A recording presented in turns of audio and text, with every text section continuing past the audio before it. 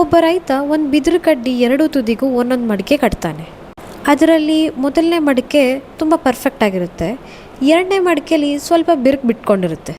ರೈತ ದಿನಾಲೂ ನದಿಯಿಂದ ಮನೆಗೆ ಎರಡೂ ಮಡಿಕೆಯಲ್ಲೂ ನೀರು ತುಂಬಿಸ್ಕೊಂಡು ಹೋಗ್ತಾ ಇರ್ತಾನೆ.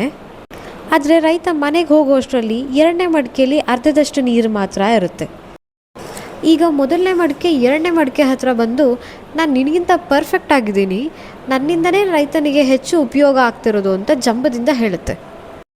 ಇದರಿಂದ ಮೊದಲನೇ ಮಡಿಕೆಗೆ ಬೇಜಾರಾಗಿ ರೈತನ ಹತ್ರ ಹೋಗಿ, ನಾನು ನಿನಗೆ ಪೂರ್ಣವಾಗಿ ಸಹಾಯನೇ ಮಾಡ್ತಿಲ್ಲ, ನೀರೆಲ್ಲ ಅರ್ಧ ದಾರಿಯಲ್ಲೇ ಚೆಲ್ಲಿ ಹೋಗ್ತಾ ಇದೆ, ಮತ್ತು ನಿನ್ನ ಶ್ರಮನೂ ವ್ಯರ್ಥ ಆಗ್ತಾ ಇದೆ, ನೀನು ಯಾಕೆ ನನ್ನ ಇನ್ನೂ ಉಪಯೋಗಿಸ್ತಾ ಇದೆಯಾ ಅಂತ ಕೇಳುತ್ತೆ.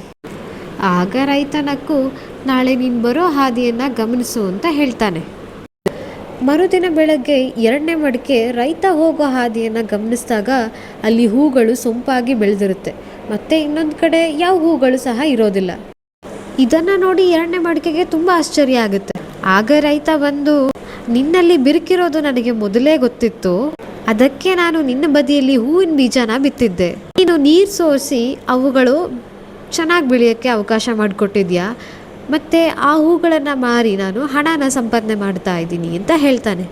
ಹೀಗೆ ನಮ್ಮ ಲೈಫಲ್ಲಿ ಎಲ್ಲದರಲ್ಲೂ ಪರ್ಫೆಕ್ಟಾಗಿ ಇರಲೇಬೇಕು ಅಂತ ಏನಿಲ್ಲ, ಎಲ್ಲರಲ್ಲೂ ಸಣ್ಣ ಸಣ್ಣ ಕೊರತೆಗಳು ಇದ್ದೇ ಇರುತ್ತೆ. ಯಾರಿಗೆ ಗೊತ್ತು, ಮುಂದೆ ಅದೇ ನಮ್ಮ ವಿಶೇಷತೆ ಆಗಿದ್ರೂ ಆಗಿರಬಹುದು.